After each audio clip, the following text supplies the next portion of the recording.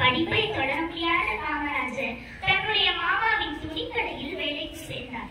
சிறு வயதிலேயே விடுதலை போராட்ட வீரர்களின் பேச்சுகளில் கவரப்பட்ட காமராஜர் 1920 தன்னுடைய 16வது வயதில் காங்கிரஸில் இணைந்தார்.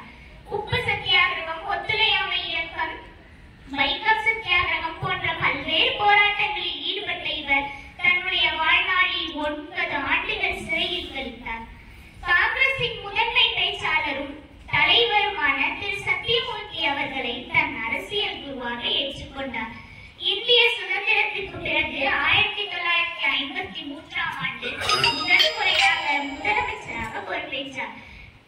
கற்கை நன்றே கற்கை நன்றே பிச்சை போகினும் கற்கை நன்றே என்ற ஔவையாரின் வரிகளுக்கு ஏற்ப காமராஜர் இவருக்கு முந்தைய ஆட்சியில் மூடப்பட்ட 6000 பள்ளிகளை திறந்தார். சுவர் இருந்தால் தான் சித்திரம் வரைய முடியும், வயிறு காய்ந்தால் படிப்பது எப்படி? இதனால் மதிய உணவு திட்டத்தை அறிமுகப்படுத்தினார் காமராஜர். பள்ளி சீருடை முறையை அறிமுகப்படுத்தியவரும் காமராஜர் தான். கல்வியில் மட்டுமல்லாது தொழில்துறை, வேளாண் திட்டம், நீர்ப்பாசன திட்டம் என அனைத்து துறைகளிலும் வளர்ச்சியை ஏற்படுத்தினார்.